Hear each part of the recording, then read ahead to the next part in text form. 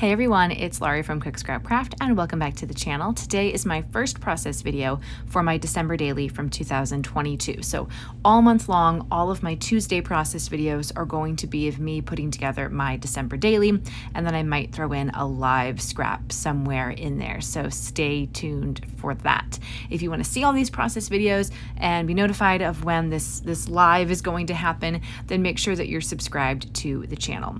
So also let me know if you do a December daily, because I definitely want to make sure that this video is helpful and inspiring to you. It could also be something that you use for any small mini albums that you do throughout the year. Doesn't have to be for a December daily, or maybe you scrapbook regularly in a smaller size. You could use some of these tips for that too. So you saw in my prep video that I have a sheet where I kind of did a layout plan for everything. So I know where the photos are going to go, in what order everything is going to go. And one of the things that I'm doing with this album is a Simple Stories 6x8, kind of a chipboard D-ring album, I guess. And it's got these chipboard divider tabs inside of it. So there are, I think, 4 of those, 4 or 3 now, I can't remember. But I'm going to use them to kind of divide the album into sections. And so to do that, to decorate these tabs, I've gotten some watercolor paper that was actually in a arts and crafts kit that my daughter had. I took the watercolor paper, don't tell her. So I'm using that paper to do some stenciling with some Hampton Art ink pads and a Stampin' Up ink pad that I've had for a really long time, and it has not dried out, which is super surprising. And then I'm using some Concord and Ninth stencils. Now, this part of the video probably should have been the Laurie uses tools she doesn't know how to use theme or a series that I should really start, because, so here's the thing. The stencils have 3 parts. There are two designs in this pack. I think I got these from scrapbook.com. And to make the designs, there are 3 separate stencils, 1, 2, and 3. So like, technically, I'm assuming you start with 1 and then do 2 and then do 3. There weren't really instructions, so I just kind of assumed. And then after I did this, I like the way it turned out, but after I did this, I happened to look over at the packaging, and it says that these stencils are designed to be rotated. So you do it vertically, then you rotate it 180 degrees, so that way you get everything going fully around. I guess I should have read that before starting. I don't even think that was on the front of the package. I think it was on the back. But like, seriously, people, like, could you just put an instruction sheet in or something, or have like a QR code to scan to get digital instructions? Is it really that difficult? I don't think so. So anyway, so for this one, I'm making a wreath with little holly berries, and I chose 2 different colors of green because I was gonna try to give the leaves like a dual tone. And then I'm using this red color, which is called Cherry Cobbler from Stampin' Up. And when the first couple stamps, it's pretty dark, and then as you stamp a little bit more, it gets lighter. So I had pulled a pink ink pad, thinking I might get like 2 tones of the berries, but I decided I didn't really need 2 tones because I liked the way that the Stampin' Up was kind of dark and then a little bit lighter as I was going through the stencil. And the stencils are the designs are kind of small. I was wondering if I could maybe use these stencils with markers or colored pencils. I think if you have very sharp colored pencils, you could color in. I think that would be okay. Markers are definitely, even fine tip markers, I think they're gonna be too big, too thick to trace through these stencils. So, I mean, I had trouble. Maybe I'm not pressing down hard enough, but I thought I was having trouble getting some of the color through the thinner stencil designs. So I did use washi tape to stick the stencil down to make sure that it didn't move while I was working. And now I'm on the 3rd part of it, and I'm just trying to figure out how to line it up. When I do this with the next chipboard divider, I'm going to mark pencil lines so that I can fit these stencils back in the same exact spot each time. I think that was there's definitely a little bit of a learning curve for if you don't use stencils often. If you are a card maker and you do lots of things with stencils, you are probably watching this like, girl, this is not right, and I'm terribly sorry for making you sit through this. But if you're a newbie like me, sometimes you just have to use trial and error and figure it out. And so that's what I'm trying to do with these stencils. There's another design that is more of a full page design, and you can use it with stamps. And I do have I don't have the Concord and Ninth stamp set that is used with the stencil, but I have another one that I think it still has some stamped phrases that I think I can use with it. So that's going to be another experiment. And maybe I don't know if I'll do a process video with that in it, but I will definitely show you how it goes, and hopefully it's going to be okay. So right now what I should have done is I should have let the ink dry, and I should have tried to cut that design out with a circle with my Creative Memories circle cutter. You'll see in a few moments why waiting until the end was probably not a good choice, and why I don't end up cutting this design into a circle. I just leave it on this big white panel, which is fine because the chipboard divider is really big, and so this kind of just takes up a lot of that space. What I have done is I have, with a pencil, written the word light in the center of the wreath. And right now I'm taking some scrapbook.com pops of color as well as Nuvo Drops to see which one I could potentially trace that word with. The scrapbook.com pops of color end up coming out a little thick, and I don't really like the way that looks. And as I'm thinking about this, I like the colors. They're kind of sparkly. They remind me of holidays. But as I'm thinking about this, I remembered that I did some Nuvo Drops making a border around one of my scrapbook layouts, and it was very thin. And so I went, you know what, let me try this black Nuvo Drop, because I don't have any Nuvo Drops in like holiday colors. But I want to use the Nuvo Drops because they come out a lot thinner than the pops of color.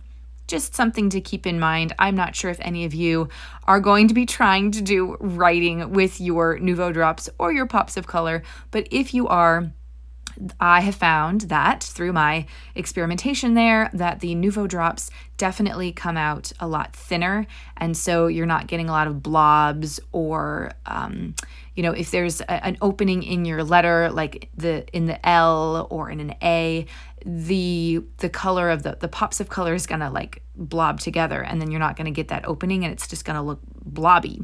But the Nuvo Drops, I thought they were just a lot easier to write with because they come out a little bit thinner. Always test your stuff before you start working, especially if you're just doing drops. I always test it on a scrap piece of paper or something just to get that like first little glob out and make sure that everything's running okay. And of course you saw that I was practicing writing the word many times on a scrap piece of paper because I wanted to make sure that I got it just right. Did it come out 100% perfect? No, of course not. It's not going to do that. But that's okay. And I'm not going to like go back and redo it because I don't really care.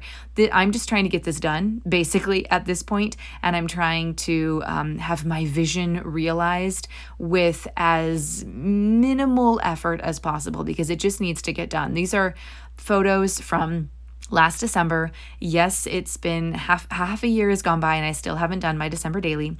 So that's why I'm just kind of like, you know what? It's not 100% perfect, but it's good enough and I'm going to move on. So this next part of the process is using a 4x8 page protector from 49 and Market.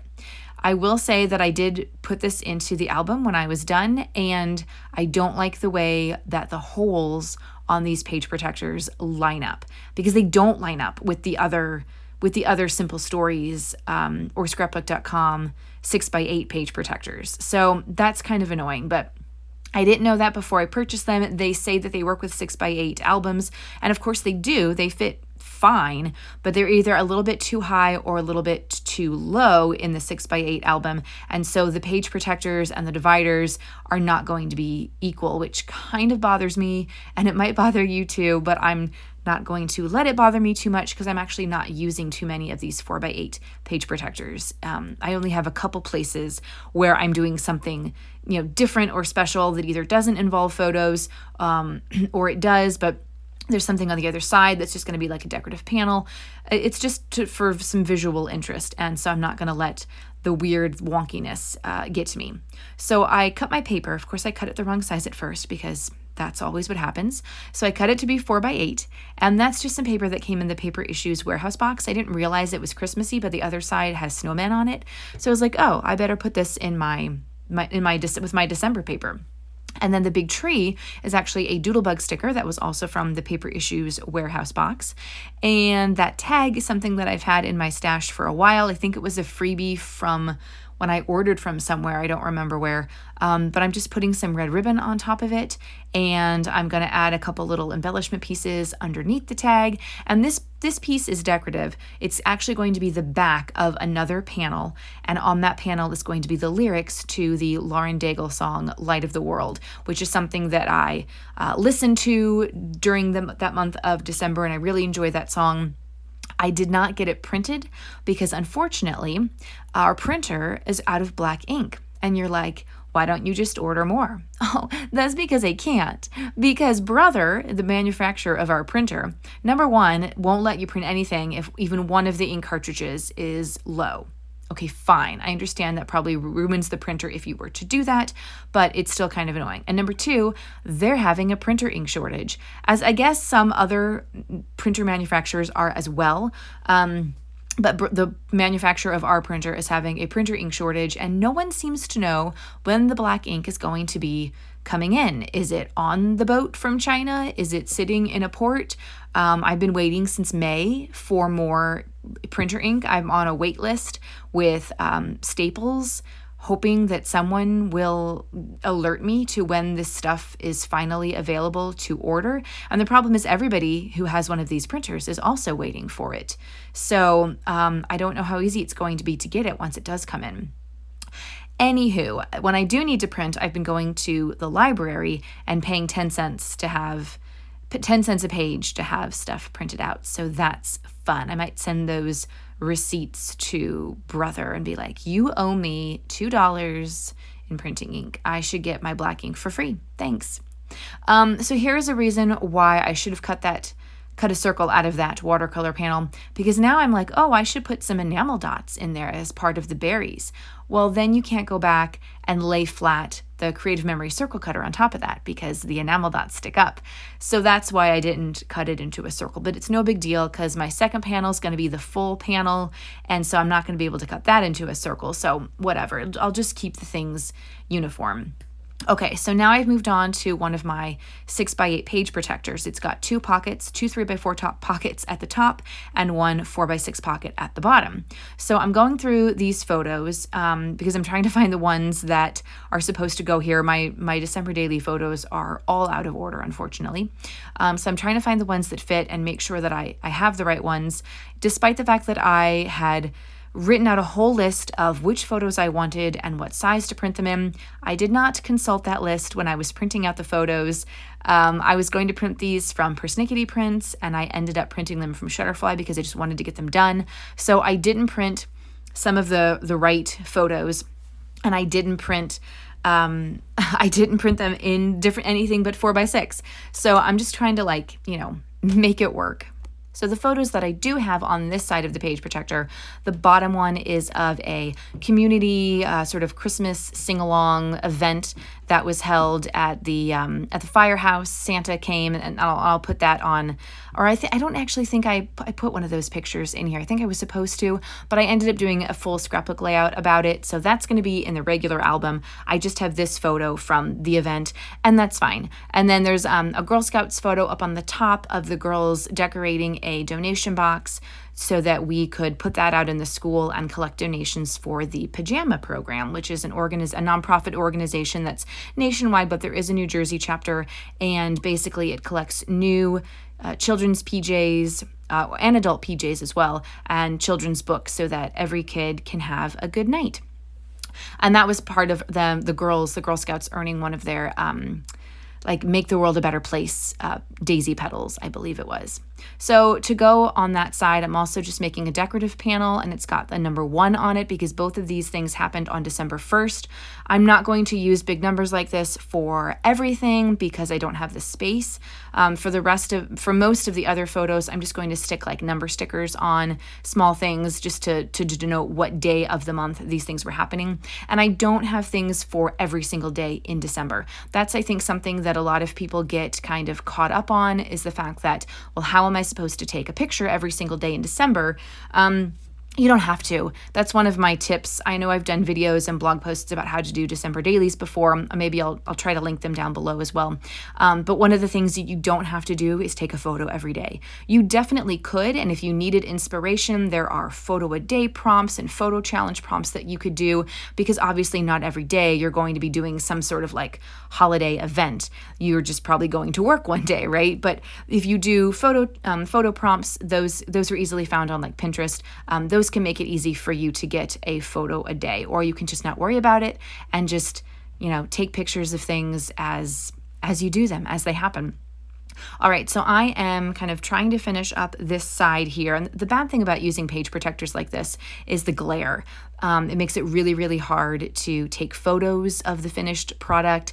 And I'm sure there's a lot of glare even as I'm working on this process. So I apologize for that, but that's what happens when you use page protectors. And then I also apologize for how much I'm struggling just trying to get the stupid sticker lined up on this photo. It kept going down crooked. I was having so much trouble with it. Something that I will advise you could see that some of the things I put on the photos themselves and some of the things I popped up on the outside of the page protector. So that Joy to the World is on the outside of the page protector. Totally fine, except I have to somehow get the things on this side of the page protector into the envelope, into the little slots. And that Joy to the World is now covering up the opening on the other side. So just keep that in mind. Don't close up an opening before you've put everything in on both sides. It wasn't too tricky to break the Joy to the World, those foam squares, to peel them up off of the plastic. But if you've done something else, especially if you're making like a shaker pocket and you've got some sort of element going on the other side, just don't close that up until you've got the other side done.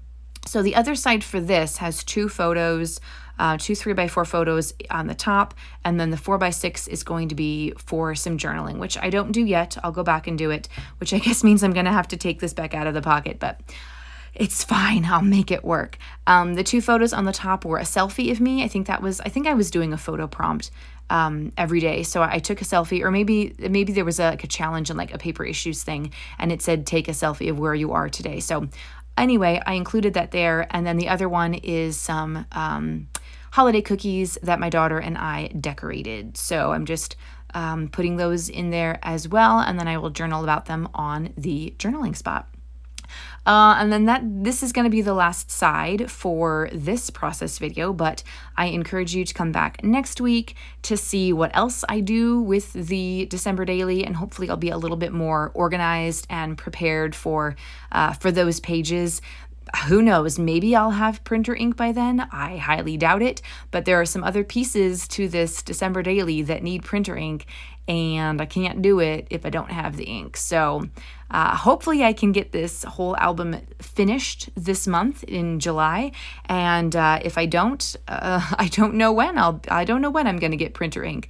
But if I don't, then I guess I'll figure something else out, or just print on regular printer paper at the library. I wanted to print on like a nice cardstock, but that just might not happen, and I guess I'm going to have to be okay with that. We'll just go with the flow, right? We'll just go with the flow. So I'm just looking in here. I've got a lot of old embellishments in my stash, and those pieces are actually from the Photoplay Little Chef collection that you saw me work with in a couple process videos last month. So I grabbed some pieces from that were cookie related, and I'm gonna put those right on top of the page protector as opposed to putting them on the photo. And then I've got some close-ups coming up here for you so you can see things in a little more detail. This is the big decorative panel. Then you'll see the stamping thing. I hope that this was inspiring for you and that you give this video a thumbs up. Let me know in the comments what you thought of this, if you're doing a December daily, or just say hi to let me know that you're here. And I will see you guys for more scrapbooking in a little bit. Thanks for watching. Bye.